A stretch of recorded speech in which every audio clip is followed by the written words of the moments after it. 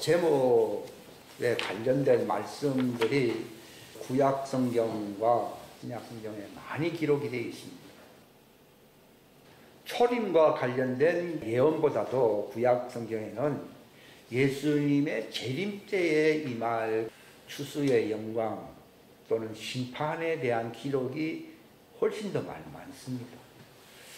하나님의 간절한 소원은 이 하나님의 왕국이 완성되는 것이기 때문에 예수님의 초림은 시작에 불과한 것이고 예수님의 재림에 그 중점을 두는 이유가 하나님 아버지 뜻이 완성되기 때문인 것입니다. 그런데 우리는 2000년 전 사도들이 있었던 그 시대에 태어나지 아니하고 이 마지막 때에 재림과 맞물려 있는 하나님의 왕국의 완성 시대에 살고 있기 때문에 특별히 하나님의 자녀들에 대한 기대가 상당히 크다고 말씀드릴 수가 있습니다. 물론 과거 2000년 전에 예수님의 제자들에 대한 그 하나님의 각별한 관심도 중요했지만은 특별히 마지막 때는 그분의 뜻이 이제 완전히 성취된다는 것입니다. 그래서 성경의 막대한 내용들 중에 이 재림과 추수, 심판과 관련된 말씀들이 굉장히 많이 있다는 사실을 우리가 알아야 되는 것입니다. 이 모든 구약 성경과 관련된 말씀, 무려 지금 2000년이 지나 이제 나타날 이 하나님의 임재와 추수와 심판에 대한 말씀들이 예수님의 초림보다도 앞서서 여기 기록이 되어 있어요. 예를 들어서 출애굽기 여기 6장 6절의 말씀은요, 그저 이집트에 있는 이스라엘 사람들이 압제와 고통을 당하고 있기 때문에 그들을 빼내어서 자유롭게 하겠다 하는 단순한 뜻뿐만이 아니고요. 이 이집트라고 하는 것은 지금 현재 바벨론이거든요. 이 바벨론 체제에서부터 이 전 세계에 다 흩어져 있는 이스라엘 사람들. 이스라엘 사람이 본토에도 물론 있겠지만 거기는 가짜 이스라엘 사람들이 많습니다. 그래서 전쟁이 그래서 많이 일어나요. 진짜 이스라엘 사람들이 있다고 그러면 그렇게 재앙이 많고 어려움이 있는 게 아니거든요. 근데 실제로 이면적인 유대인들은 본토 팔레스타인 땅에 있지 않고요, 전 세계에 다 흩어져 있어요. 그 에스겔서 12장이나 등등 18장이나 20장이나 등등 말씀해 보면은 하나님께서 전략적으로 이 마지막 때에 전 세계적인 추수가 오기 위해서 그 야곱의 후예들을 다 세상에 흩어버린 거예요. 그리고 우리나라까지도 오게 된 겁니다. 어떤 면에서 보면 지금 야곱의 남은 자들의 숫자가 본토 이스라엘에 있는 사람들 숫자보다도 이 이방에 흩어져 있는 사람들이 월등히 많습니다. 그런데 지금 많은 사람들이 잘못 알기로 우리는 이방인이고 저기 본토 이스라엘 사람들이 관심을 가져야 된다 이렇게 얘기하지만 실제로는 그 틀린 내용이에요. 실상 이미 진짜 혈통적인 이스라엘 사람들은 얼마 남질 않았고 목의 중심의 이스라엘 사람들이 온 이스라엘 전 세계에 다 퍼져 있는 거예요. 그러니까 이디오피아계 이스라엘 사람도 있고 어디 있고 많습니다. 그러나 그런 걸 다 알 필요가 없는데 마태복음 24장에 보면은 그때 큰 환란이 있으리니 세상이 시작된 이래로 이때까지 그런 환란이 없었고 이후에도 없으리라. 그 날들이 짧아지지 아니하면은 어떤 육체도 구원을 받지 못할 것이로되 선택받은 자들을 위하여 그 날들이 짧아지리라. 이것은 선택받은 자들이 추수가 되어서 하나님의 왕국이 완성되어야 되기 때문에 3차 세계대전이다 어떤 재앙이다라고 사람들이 많이 떠들잖아요. 떠들지만 하나님은 자기 왕국과 자기 이름을 위해서 그 날수를 하나님이 제한해 버리는 거예요. 그건 인간들이 전쟁을 억제할 힘이 있고 한 게 아니고요. 이 우크라이나 전쟁도 금방 1년 만에 끝난다고 장담을 했어요. 푸틴 러시아에서요. 그러나 3년이 지나도록 끝나지 않잖아요. 그러나 하나님이 이제 추수의 때가 오기 때문에 스톱 하게 되니까 지금 서서히 멈추고 있잖아요. 푸틴은 어떻게든지 빨리 전쟁을 자기에게 유리한 면으로 빨리 끝내려고 하고 있지 않습니까? 이런 것은 그 역사의 수레바퀴를 인간들이 돌리는 인간의 히스토리가 아니고 하나님의 히스토리예요. 그분의 그 스토리가 뭡니까? 추수되는 거예요, 추수. 우리는 뭐 천년만년 이 땅에서 뭐 당군의 뭐 후예로 사지만 다 헛소리입니다. 또 뭐 교회마저 뭐 예수님이 뭐 오실 날은 뭐 그건 주구장창 뭐 안 올 수도 있다. 이 헛소리 하는 사람들 많습니다. 이게 멸망에 가정한 진노의 포도주입니다. 그걸 교회에서 그런 걸 이상한 소리를 외치기 때문에 우리나라가 정치계나 이 사상계가 상당히 혼동 속에 빠지는 이유가 교회가 진리를 전하지 않기 때문이에요. 그런 거는 뭐 모르고 그냥 무조건 뭐 그냥 교회만 잘 되면 된다 이런 소리를 하거든요. 그 다 짐승의 표를 받는 666 체제의 종교 통합 체제로 들어가게 돼 있어요, 그 사람들은요. 그러니까 시대의 기상을 너희가 헤아리지 못한다라고 예수님이 종교인들을 질타한 것처럼 지금도 그렇습니다. 이 시대 기상을 알면요 편안하죠. 그 엘리사처럼 편안해야 된다. 이 하나님의 아들은 엘리사는 편안합니다. 그 아람 군대가 막 벌떼같이 막 달려오고 옆에 있는 시종인 그 사람은 아이고 주인님 왜 이렇게 무심합니까? 저 사람들 보십시오. 이제 위기가 찾아왔습니다. 했지만도요 엘리사는 저 시종의 눈을 열어주소서 하니까요 천군 천사가 하나님의 통치 세력은 다 천사들이거든요. 천사들이 딱 막고 있어요. 막는 세력이 있어서 자기들의 때에 나타난다는 말은요 이 땅에 아무리 뭐 군인들이 없었고 세상에 군왕들이 뭐 위력적이고 하더라도요 하나님이 허락하지 아니하면 절대로 일어나지 않습니다. 근데 그 반대로 지금 일어나고 있는 이 일들은 하나님이 허락한 것이거든요. 예를 들어서 우리나라의 정치계나 사상계가 굉장히 혼탁하잖아요. 이거는 교회를 깨우기 위한 하나님의 방법이에요. 그러니까 뭐 자, 물러나라 뭐 이런 소리를 하지만 실제는 교회가 깨어나야 되는데 지금 정신을 못 차리고 있는 거예요. 이런 일이 일어나는 걸 저놈들이 나쁘고 이게 아니라요. 하나님의 허락인데 왜 허락했습니까? 정신 차리라는 거예요.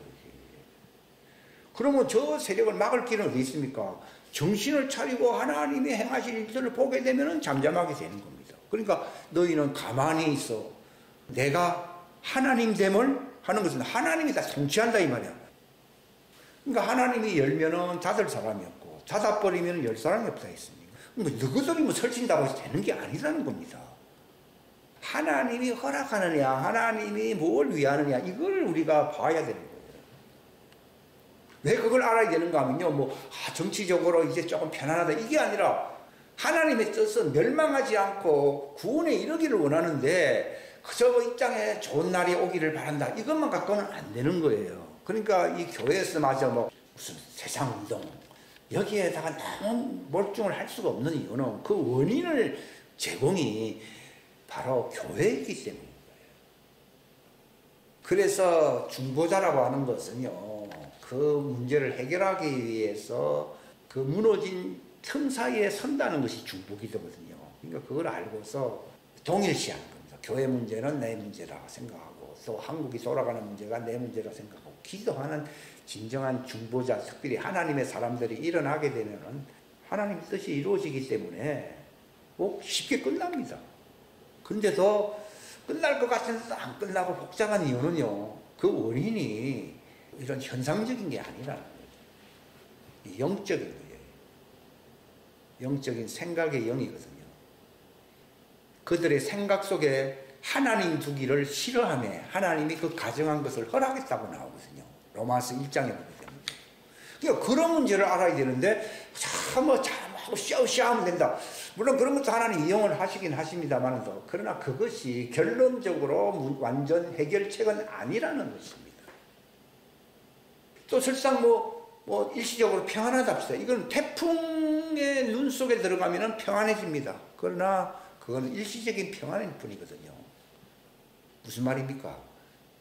인생이라고 하는 그 기회의 창을 닫아버릴 대환란이 이제 찾아오고 있습니다. 이제 하나님의 카운트다운 시간이 다가오고 있는 것이거든요.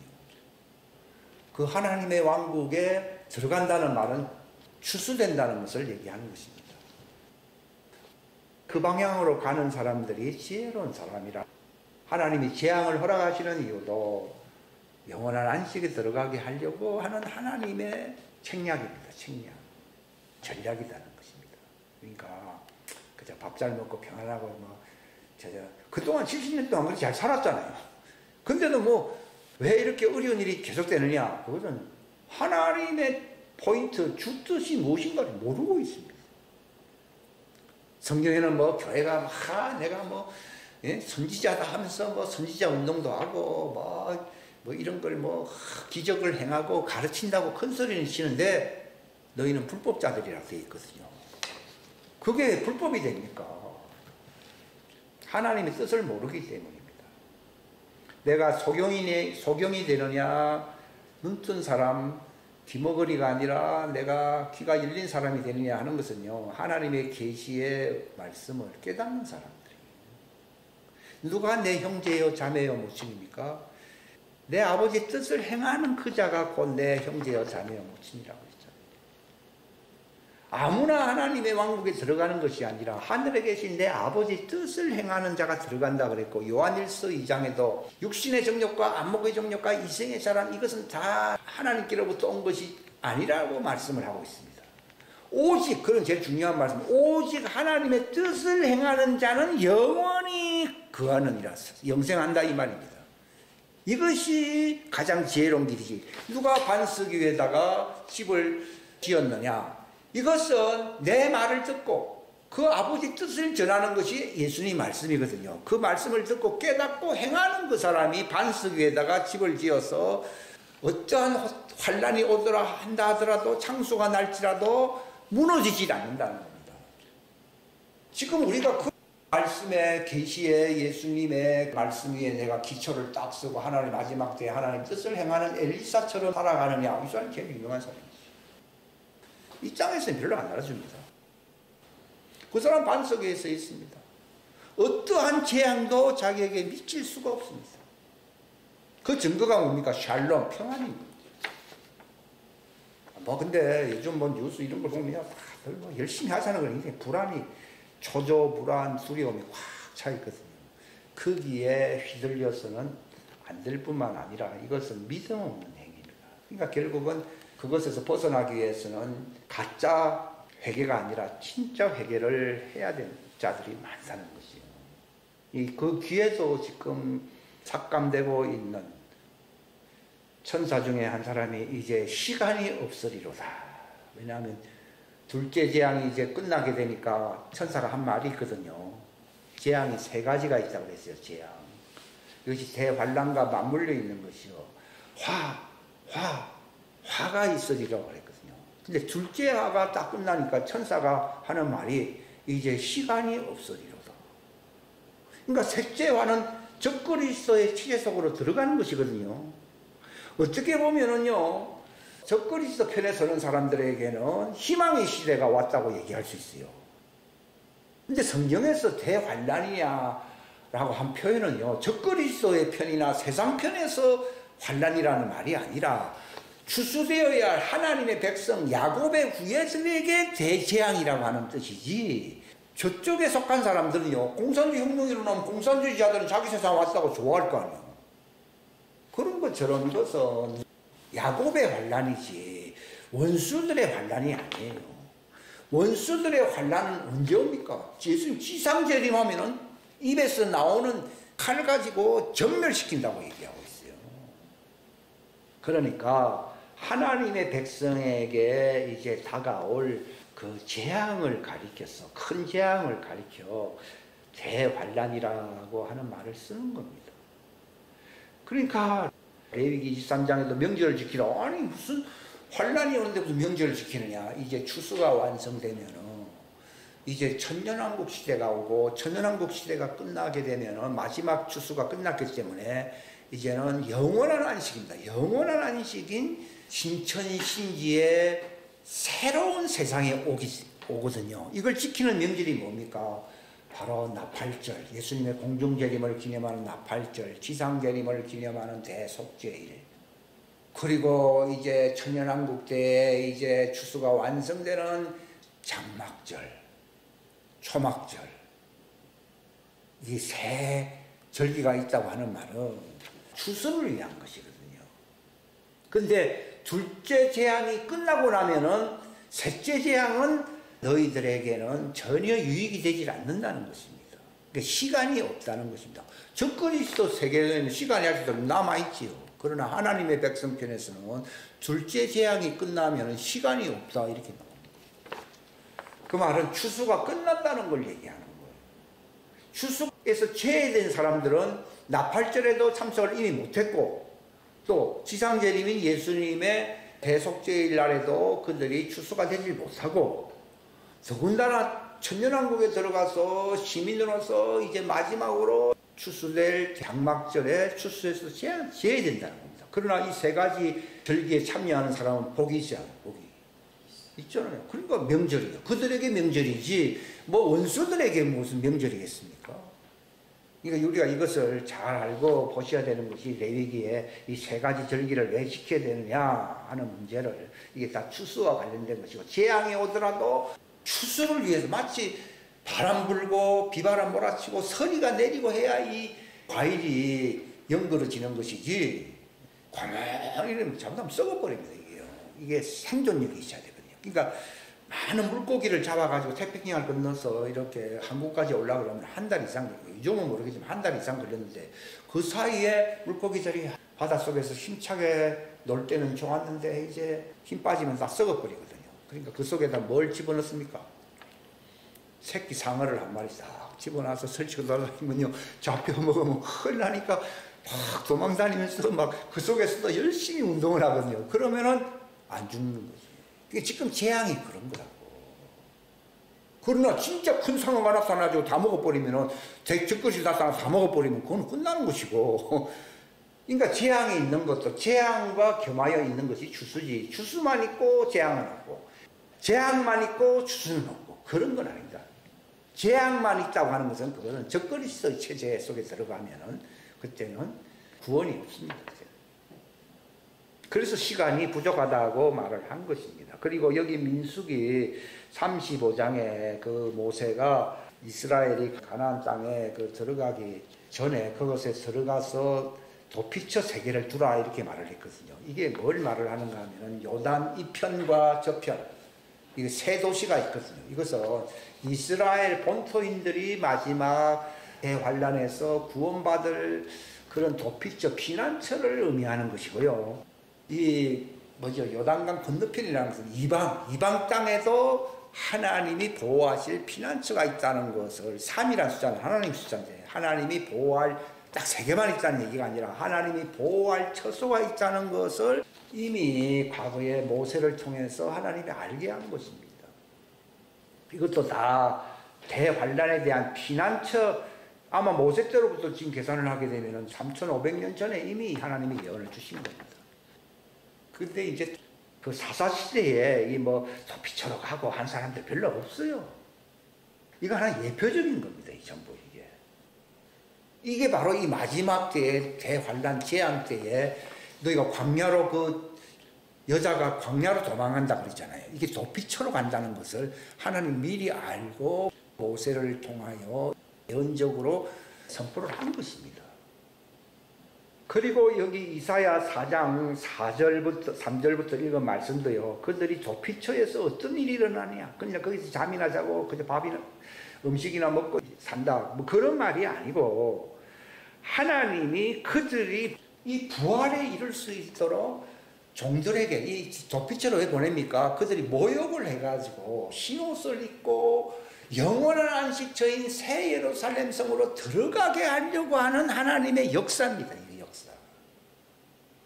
그리고 이사야 26장에도 이제 주님이 너희가 지상재림할 때까지는 그 대환란을 그 종들은 광야에서 통과를 해야 되잖아요. 그러니까 너희들은 내가 올 때까지 너희 숙소에 들어가서 잠시 숨을 지어다 이렇게 나오잖아요.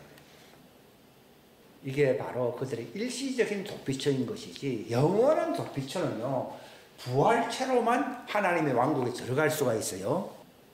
도피처에 들어가는 이유도 하나님의 종들이 흰옷을 입을 수 있는 부활체가 되기 위해서 도피처에서 양육을 받는다라고 나오는 것이지, 뭐 거기서 뭐 늘어지게 뭐 편안하게 산다 그런 뜻이 아니라는 것을 너무나 잘 알겠지만은 그렇게 알고 계십시오.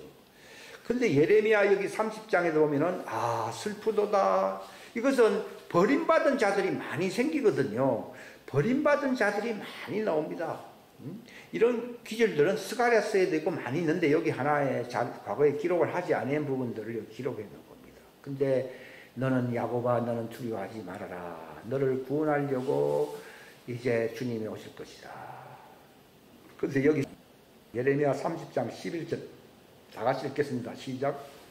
내가 너와 함께하여 너를 구원하리라. 주가 말하노라. 내가 너를 흩어서 민족들에게로 가게 하였거니와 그 모든 민족들을 내가 완전히 끝낼지라도 너는 완전히 끝을 내지 아니하리라.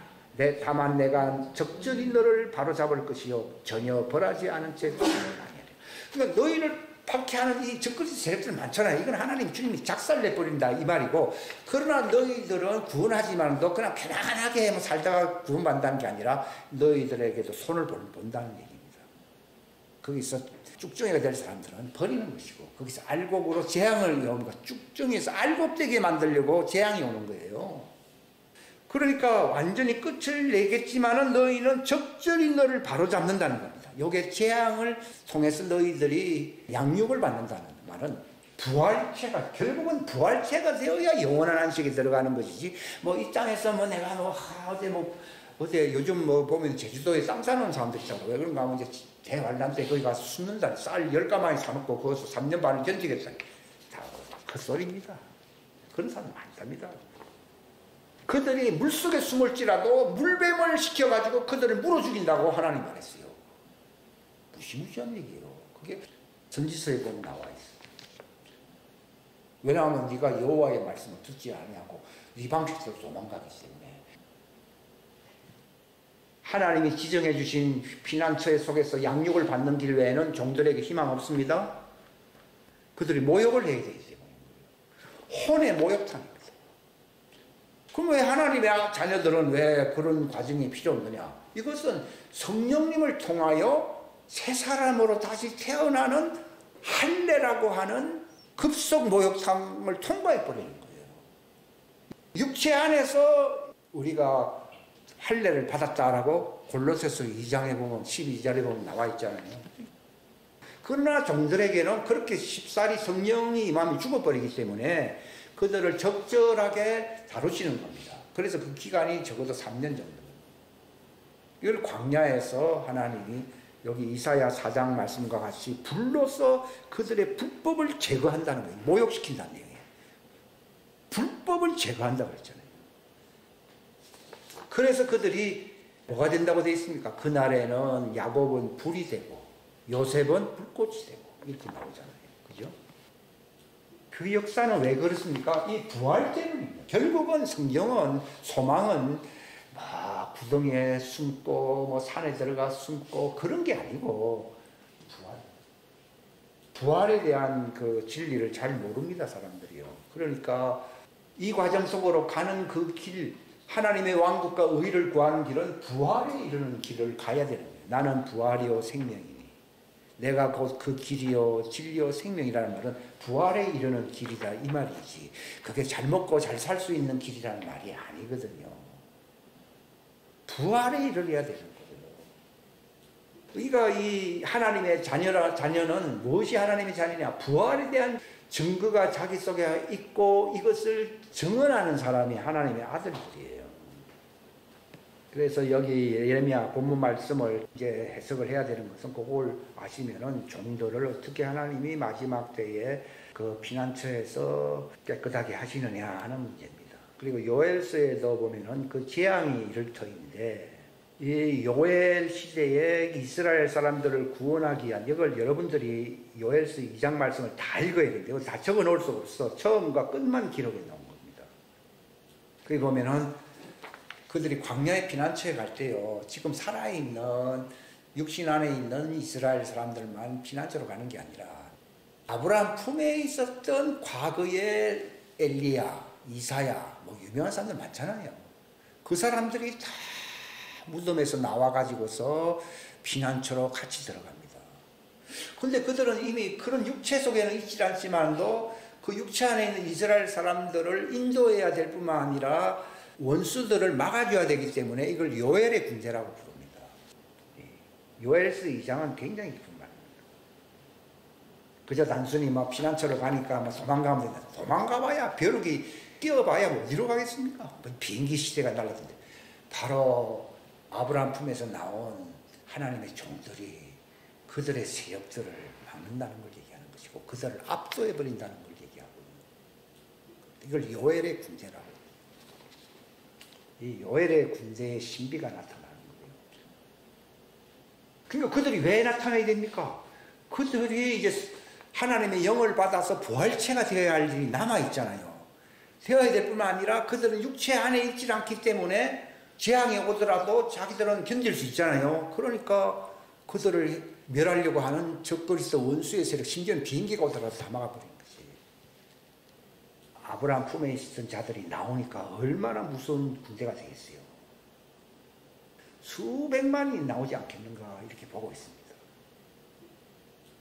그러니까 그들이 나와서 뭘 하겠습니까? 그들은 목적은 그들도 부활체가 되기 위해서 나오긴 하지만은 그러나 육체 안에 있지 않기 때문에 그들을 천사처럼 방어해 줄 수가 있는 거예요. 이게 엘리야도 나와야 안 나와요.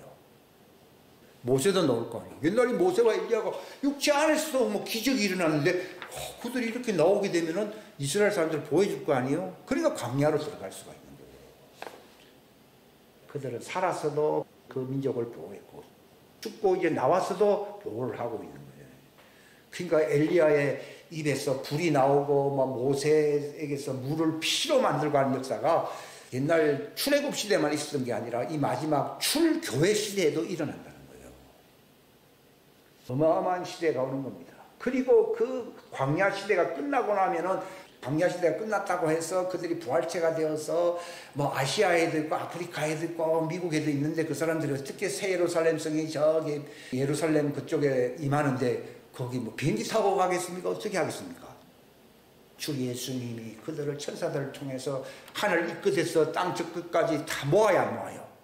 쫙 모으는 역사가 아까 마태복음 24장에 있는데 그들이 부활체가 되어서 들어가야 되잖아요. 그 역사도 그들이 서비스를 받는다는 거예요. 그러니까 이 종들이 받는 서비스가 많습니다. 죽을 때 천사들이 싹 받들어가지고 아브라함 품에 데려놓지요. 또 아브라함 품에서 그들에게 필요한 것들을 이렇게 또 제공해 주면서 편안하게 또 살 수 있게 하지요. 또 때가 되니까 그들을 또 이제 광야로 데려가는 것도 이거 하나님의 은혜잖아요. 그 서비스도 있지요. 그럼 들어간다고 해서 끝나면 그들에게 또 권능도 주고 그들을 보호해 주기도 하면서 이스라엘 사람들을 보호해 주면서 또 이제 그들이 거기서 양육을 받는 또 은혜가 있지요. 그럼 양육만 받았다고 해서 그들이 부활체가 됩니까? 아닙니다. 또 주 예수님이 그들을 천사들 통해서 어디입니까? 새 예루살렘 성이 있는 곳으로 또 데려가야 안 데려가요? 데려가잖아요. 지상재림이 새 예루살렘 성 가까이 있는 그곳에 임하거든요. 그때 그들이 변화가 일어나야 돼. 세속죄를 맞이해야 될 거 아니에요. 그 은혜를 또 받아야 되죠. 은혜를 받았다고 해서 끝납니까? 성령과 신부가 말을 하기를 이 새 예루살렘 성 들어오라고 해야 돼, 안 해야 돼요? 들어오라고 할 때 그들이 들어가니까 주님이 그들에게서 마지막 은혜가 그들의 눈물을 씻어주고 그들을 위로해주고 그들을 가슴을 안아주고 그동안 너희들 참 수고했다고 하면서 하나님이 종들을 새 예루살렘 성에 들어가게 하는 이 많은 절차들이 있었다는 것을 아는데 지금도 뻔뻔하게 안 믿고 그 서비스 하나도 못 받아가지고 아브라함 품에도 못 가고 전부 지옥으로 떨어지잖아요. 참 안타까운 겁니다. 이게 뭐 아브라함 품에 갔다고 해서 끝난 게 아니라는 거예요. 이건 시작에 불과한 거예요. 물론 거기서도 양육을 받겠죠. 그러나 마지막 일곱은 완전 숫자인데 결국은 새 예루살렘 성에서 그들이 보좌 앞에 선다고 나와 있거든요. 그러면서 하나님이 나타나셔서 그들의 눈에서 눈물을 씻어주고 그들을 안아주고 품어주고 하나님 휘파람 분다고 했잖아요. 이런 서비스가 있는데 이 서비스를 안 받는다는 거예요. 그 과정을 안 받고서는요 새 예루살렘 성에서 살 자격이 없습니다. 그게 끝나고 나면 천년왕국 시대가 또 열리겠죠. 그들은 믿음으로 구원받는 세대가 아니에요. 그래서 저는 광화문에 험한 사람들이 이런 걸 딱 보는데 아침에 내리 딱 봤는데 야, 이 과거보다 왜는 많겠다. 왜냐면 그 밀도라는 게 있거든요. 딱 보는데요. 딱 그 어떤 느낌이 뭔가 하면은 천년왕국대에 이제 들어갈 사람들의 어떤 그림자를 보여주는 거죠. 물론 그들이 다 들어간다는 얘기는 아닌데 그들은 행위로 선을 선택함으로써 그들이 양육을 받는 것이거든요. 이제 그런 사람들이 많이 남아 있겠구나 하는 것을 제가 느끼고 있어요. 그래서 이런 운동들을 하나님이 허락하신 것 같아요. 왜냐하면 선과 악을 지금 정치적으로나 뭐든지 구별해야 될 때가 왔지 않았어요. 선택해야 될 때가 왔잖아요. 그들이 믿음으로 뭐 구원받는다는 법칙은 모르지만은 영생의 말씀으로 뭐 구속을 받는다는 그런 진리는 모르지만은 그들이 혼적으로 선택할 수는 있잖아요. 그래서 내가 의를 위해서 희생하겠다 하는 사람들을 천년왕국으로 하나님 데려가시는 것 같아요. 그래서 저 많은 무리들 속에 그런 사람들이 얼마든지 많이 나올 수 있다는 것을 얼마든지 가능하겠다는 생각을 갖게 된 것입니다. 요게 이제 미가서 2장에도 나와 있고요. 또 스바냐도 뭐 내나 뭐 비슷한 뭐 보호받는다고 하는 말씀이고, 그 다음에 이제 신약 성경으로 넘어옵니다. 마태복음. 그 환란이라는 말을 씁니다. 근데 하늘 이 끝에서 또 땅 저 끝에서 하는 말은요. 하늘이라는 말은 이제 이게 하늘에 속한 사람들을 휴고시킨다는 표현을 쓰고 있는 것이고, 땅의 것이라는 말은 그들을 광야로 예비체로 데려가야 안 데려가요. 데려간다는 말을 쓰고 있는 거예요. 이게. 하늘, 땅 하면서 이렇게 같이 쓰는 이유가 있어요. 근데 이걸 구별 못하게 되면 조금 혼돈이 있을 수가 있습니다. 그리고 별들이 하늘에서 떨어진다고 하는 말은요. 쭉정이가 저 배도하는 주님이 재림 전에 배도하는 일이 먼저 있다는 말이 있어야 됐어요. 그러니까 지금 많은 사람들이 배도를 하고 있는 거예요. 별들이 하늘에, 별이라는 종들을 얘기하는 거예요. 하늘에서 떨어진다고 하는 것은 이게 쭉정이가 된다는 걸 얘기하는 거예요. 이것과 관련된 말씀이 요한계시록에도 나와 있습니다. 이미 2000년 전에 그 사도들이 뭐라고 제자들에게 고민했는가 하면은 환란을 통과해야 된다. 이 마지막 때에도요, 첫째 재앙, 둘째 재앙을 통과해야 휴거가 일어나야 안 일어나요. 일어나는 것이지, 많은 사람들이 뭐 편안하게 살면은 옛날에 보면 흰옷 입고 다 올라간다. 잘못된 거예요. 이미 환란을 지나가요. 단지 세 번째 환란은 희망이 없어. 그때 시간이 없는 시절이기 때문에 이것은 하늘로 올라가서 보호를 받든지 광야 예비처럼 가서 보호를 받든지 두 군데 중에 하나로 가나. 그러니까 하늘 끝과 땅 끝에서 저 끝에서 이렇게 모은다는 말이 그 뜻입니다. 하늘로 간다는 걸 얘기하는 것이고, 땅에 끝에 모은다는 말은 광야 예비처럼 간다는 것을 얘기하는 것입니다.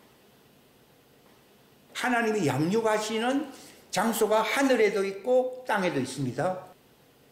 아무튼 둘째 재앙이 끝나게 되면은 그들은 둘 중에 하나로 가야 된다는 것을 말하는 거예요. 심지어 시민들도 광야로 가야 돼, 안 가야 돼요? 가야 천년왕국으로 들어가는 것입니다. 그러니까 얼마나 많은 무리가 들어가겠습니까? 바다 모래와 같은 사람들이라고 했는데 그 역사가 일어난다는 것입니다. 이게 하이라이트, 역사의 하이라이트, 클라이막스에 해당합니다. 시간도 없고 이제 하나님은 여기까지 하여튼 양육받을 수 있는 곳으로 가야 되는 거예요. 하늘로 가든지 땅으로 가든지.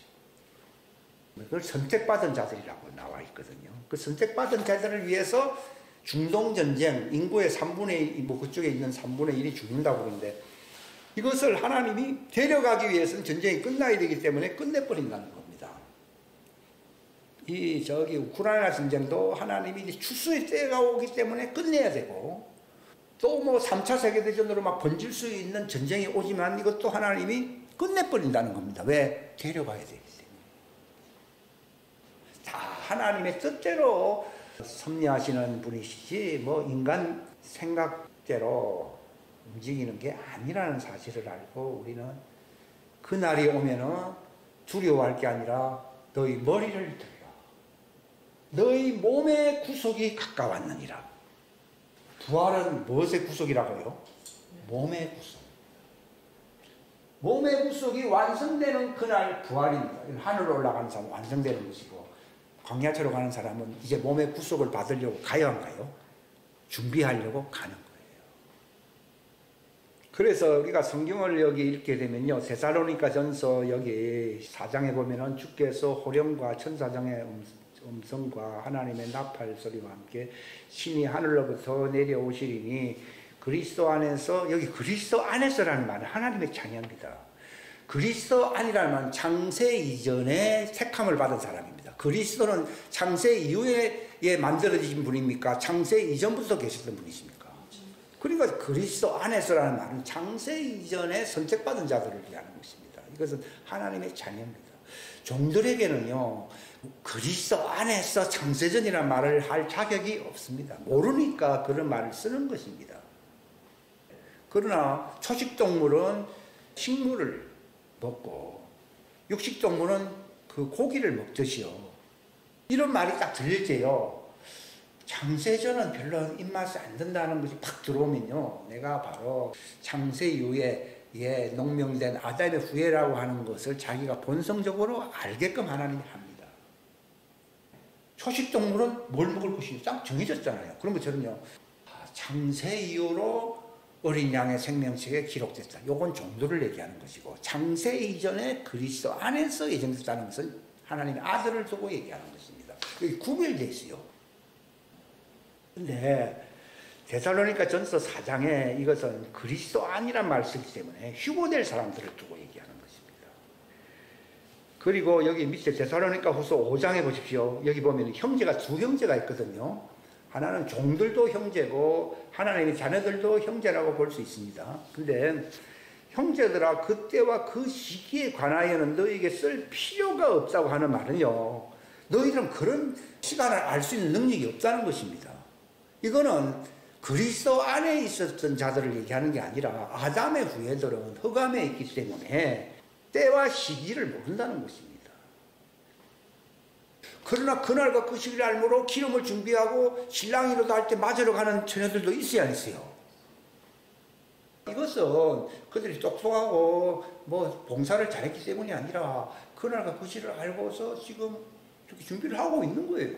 그러니까 신랑이로다 나팔 소리만 기다리고 있는, 신랑이로다 하니까 그 문으로 들어가잖아요. 문으로 들어갔다는 건 휴고했다는 걸 얘기하는 것이고, 뒤늦게 아이고 문을 두드려도 열어주소서 하는 사람은 그때와 시기를 모르는 어리석은 처녀를 두고 얘기하는 것인데, 이게 땅에 남겨질 자들, 종들을 얘기하는 것입니다. 그러니까 너희들에게 팔 기름은 저 광야 예비처에서 준비하라는 것입니다. 이게 번지수를 모르고 우왕좌왕하는 사람은 종들이고, 그러나 피곤해서 잠은 자지만도 이미 기름이 담겨져 있잖아요. 그래서 신랑이로다 하니까 아이고 우리의 때가 왔다 그러고 딱 문을 열면서 하늘로 올라가잖아요. 그럼 본인 잔치는 땅에서 하는 게 아니라 하늘에서 하니까 이게 얼마나 놀라운 일입니까? 그러니까 데살로니가 전서 5장에 보면은 그 시기에 대해서 너희들 말할 필요 없다. 너희는 도둑같이 오기 때문에 모른다는 겁니다. 그러나 그 가운데 0.001% 하더라도 주님이 그들을 데리고 가야 할 신부들은 알려주지요. 그러니까 도둑같이 임하는 것을 딱 그것을 대비하고 있는 사람이 있고 도둑에 틀려버리는 사람이 있다라고 마태복음 24장 후반부에 보면 나오잖아요. 그러니까 결혼식이 다릅니다. 그들은 지상 재림하고 그들이 광야에서 양육을 받아야 알아요, 몰라요? 아는 것이지 이 땅에서는 모릅니다. 무슨 말인지 알겠습니까? 결혼식은 장소도 다르고 날짜도 다릅니다. 너희 기름 부음은 파는 자에게 그쪽과 사라는 것입니다. 그러니까 그들에게는 갑작스럽게 도둑처럼 온다고 3절에 나와 있지요. 아이벤 여자에게 해산의 고통이 임하는 것 같이 갑작스러운 파멸이 그들에게 임하나니 그들이 피하지 못하리. 그러나 4절 다 같이 읽겠습니다. 시작. 그러나 형제들아, 너희는 어두움 속에 있지 아니한즉 그날이 도둑같이 너희를 덮치지 못하리니 너희는 다 빛의 자녀요 낮의 자녀니까. 빛의 자녀는 도둑 안 맞고 어두움의 자녀는 종들이잖아요. 그들이 도둑 맞을 수밖에 없어요. 그러니까 그들을 인도해야 할 사람들이 이제 나타난다는 것입니다. 그래서 광야로 가라. 그러면 그들이 이제 모욕을 하고 베드로가 그랬잖아요. 회개하고 회심하라. 그러면 말했습니까? 너희가 주님이 이제 마지막 때 오실 터인데 그날에 너희가 죄에서 완전히 벗어나게 되리라. 그랬잖아요. 그들이 그때 이제 공의와 긍휼로 경원을 해야 하네요. 할 날이 온다는 것입니다. 요거 두 가지를 구별 안 하면요, 이게 복잡해집니다, 이게. 두 가지 결혼이 있다는 것을 얘기하는 거죠. 흰 옷을 입고 올 자들이 있고, 세마포를 입고 공중에서 주님을 맞이할 자들이 있다는 것을 말해줍니다. 그러나 이렇든 저렇든 간에 시간과 경로만 다를 뿐 목적은 부활이요, 부활 아니요. 부활에 이르러 부활체가 세워서 공중에 계신 주님을 맞이하고 이 땅에 많은 도둑 맞을 사람들을 광야로 어떻게 하면 인도할 것인가, 여기에 쓰임받기 위해서 세상 군왕의 머리 대신 예수 그리스도의 지체의 삶을 사는 것이 중요하다는 것입니다. 너희는 아무것도 염려하지 말고 하나님의 왕국과 하나님의 의를 구하라. 하나님의 왕국과 하나님의 의는 뭡니까? 부활이죠. 왜냐하면 하나님의 왕국은 혈과 육으로 들어갑니까? 못 들어갑니다. 이 땅에서 내가 혈과 육으로 뭐 장수하고 잘 편안하게 산다 하더라도 부활체로서 흰옷을 입고 세마포 옷을 입지 못한다면은 불못에 떨어져 버립니다. 결론은요. 거기는 이 땅에서 받는 환난하고는 비교가 안 됩니다. 우선순위가 있다는 것을 우리가 알아야 되고요. 현명하게 판단해야 될 줄로 믿습니다. 그래서 성경에는요, 도둑같이 온다는 말을 많이 쓰는 이유는 그런 무리들을 가득 찼기 때문에 그들이 구원받게 하려면은 도둑같이 오니까 어떻게든지 회개하면서 건짐을 받을 수 있도록 준비하라고 그렇게 말을 하고 있는 겁니다. 그 말도 맞는 말이죠. 이 베드로후서도 그런 말씀, 이 신천신지에 대한 얘기입니다. 이 베드로후서는 단순히 뭐 천년왕국에 들어간다는 말만 하는 얘기가 아니고 새하늘과 새 땅이라고 하는 신천신지의 영원한 안식처로 우리가 들어가기 위해서 준비를 해야 될 것이라고 말씀을 하고 있는 것입니다. 그 다음에 계시록 여기 8장에 보면은 8장 13절에 보면은 새 천사가 나팔을 분다고 나와 있잖아요. 그래서 새 화가 있는 거예요. 세 가지 화. 8장 13절. 그리고 9장에도 여기 기록된 거 1절에 보면은 다섯째 천사가 나팔을 부니까 첫째 화가 이제 열렸다. 근데 그 한 가지 첫째 화가 열렸다고 해서 끝난 게 아니라 또 13절 보면 여섯째 천사가 나팔을 부니까 음성이 들리기를 나팔 가진 여섯째 천사에게 말하기를 유브라데에 묶여있는 네 천사가 풀어주라 그랬습니다. 근데 그 풀어주니까 중동의 유프레스 강은 중동전쟁이잖아요. 그죠? 그래서 3분의 1이 죽는 그 해가 찾아온다는 것을 둘째 화라고 분명히 못 받고 있는 것입니다. 그리고 이 계시록 11장에 보면은요, 이 공중재림하기 전까지는, 화가 임하기 전까지는 두 증인이 이 세상에서 많이 활약을 하고 있어야지금요. 어떤 나라에 대해서 어떤 분이 선교사가 얘기하는 글을 봤는데요. 우리나라는 다 지나갔기 때문에 뭐 이렇게 좀 조용한 편이지만요. 특별히 이 이슬람 지역에 거기에는 주님이 각 가정을 신방하고 있어요. 심지어는 감옥에 있는데도 주님이 나타나서 누구십니까? 나는 2000년 전에 나타났던 나사렛 예수다 하면서 나타나서 신방해가지고 전도도 하고. 그러니까 예수님이 직접 나타나요. 그런 일들이 많습니다. 지금 우리나라만 상황은 이미 100년 전에 이미 우리나라에는 부흥이 일어났던 지역이고 이 마지막 때는 또 다른 역할이 있거든요. 그러니까 세상 나라의 상황을요, 여기 우리나라 신문은 봐갖고 모를 뿐만이 아니고요. 그래서 자기 많은 뉴스 하나님이 알려주고 있는데 그런 거 보게 되면요, 주님이 추수를 위해서 활동하고 계시다는 것을 알 수 있어요. 지금 진행이 되고 있습니다. 우리나라는 기회가 한번 지나갔잖아요. 그러나 그 기회를 한 번도 맞이해보지 못한 나라가 북한이 아직 남아있거든요. 이 북한의 문을 열어내야 하는 그 키 열쇠가 남한에 있어요. 통합해서 같이 협력해서 잘 살자 이런 얘기가 아니라 그들도 예수님의 신방을 받아서 그들이 추수될 수 있는 마지막 기회를 하나님이 열기 위해서 그렇게 하는 거예요. 어마어마한 일들이 나타나고 있습니다. 이것도 시작이라고 그러더라고요.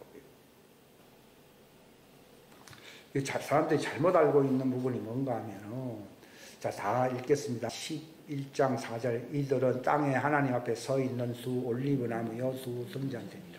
만일 어떤 사람이 그들을 해하고자 하면 그들의 입에서 풀이 나와 그들의 원수들을 삼킬 것이요. 또 어떤 사람이 그들을 해하고자 하면 그가 반드시 이런 식으로 죽임을 당하리라. 이들은 하늘을 닫을 권능을 가지고 있으므로 자기들 날들이 세어나는 날들에 비가 내리지 아니하고, 이거는 마치 엘리야와 같잖아요. 또 물들의 권능을 가지고 있으므로 그것들이 피로 변하게 돼. 이게 누구의 기적입니까? 모세의 기적이잖아요. 피로 변하게 하면 언제든지입니다. 자기들이 원하는 때에 모든 재앙으로 땅을 치리로다. 이게 이제 광야로 들어가게 하기 위해서 하나님이 그들을, 자기 백성을 보호하기 위한 큰 대비책이 나오고 있는 겁니다. 이제 그 두 증인들이 이제 증언을 마치게 되면은 어떤 일이 일어나느냐? 바닥에서 올라오는 짐승, 이게 뭡니까? 이게 둘째 가잖아요. 그죠? 이게 여러분이 요한계시록 9장을 읽어보게 되면 바닥에 그 무저갱에서 올라오는 짐승이 있다고 했거든요. 이것들로서 세상에 전쟁이 일어나는데 어마어마한 전쟁이, 이게 중동전쟁이에요. 이게 대재앙입니다. 첫째 재앙에는 5달 동안 막 죽지 못하는 아픔에 정갈이 물린다, 몸이 아프고 쑤시는 재앙입니다.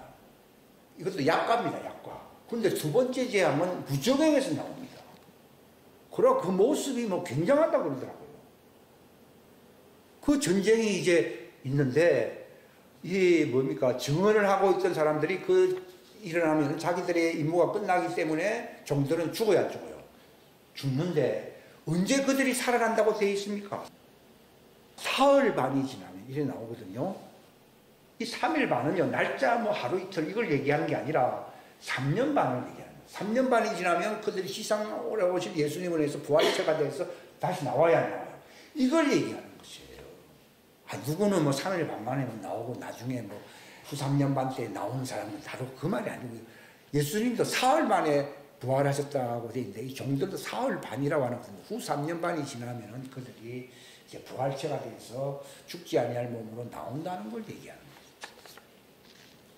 그럼 결국은 부활체가 되는 길만이 대환란에서 벗어날 뿐만이 아니고 영원한 안식에 들어갈 수 있는 지혜라는 것입니다. 기도하겠습니다. 하나님 아버지 감사합니다. 짧은 시간 또 이 대환란의 내용과 그 과정들을 우리가 말씀을 통해서 이해할 수 있는 시간을 주심을 감사합니다. 그러나 이 모든 환란에서 벗어나 인자 앞에 설 수 있는 부활체가 되는, 부활로서 주님 앞에 설 수 있는 몸의 구속을 받는 길만이 그 왕국의 영원한 안식에 들어가야 되는 것입니다. 히브리서 4장 말씀에 이런 것 같이 그 영원한 안식에 그 부활체로 들어가기를 힘쓰라고 말했습니다. 하나님, 이것이 진정한 지혜요 지식이요 대비책이라고 하는 사실을 알게 하여 주시옵소서. 첫째 재앙을 인간의 힘으로 막을 자도 없고, 둘째 재앙도 그러하고, 셋째 재앙은 이제 시간도 없는 이제 막바지 멸망에 이르는 그 코스에 불과한 것입니다. 우리로 하여금 이 마지막 때에 곧 닥칠 그 재앙에서 벗어나 영원히 주님 앞에 설 수 있는, 땅에 속한 자들도 그분의 보좌 앞에 설 수 있는 자가 되게 하여 주시고, 또 땅에서 그 사명을 과업을 감당한 자들이 공중에서 주님을 예비할 수 있는 지혜로운 자들이 되게 하시옵소서. 이 모든 과정들을 성령님께서 깨닫게 하시고 주관하여 주시고 인도하심으로써 진리 안에서 평안과 안식을 누릴 수 있도록 인도해 주시기를 간절히 바라옵고, 우리 주 예수 그리스도의 이름으로 간절히 기도하옵나이다.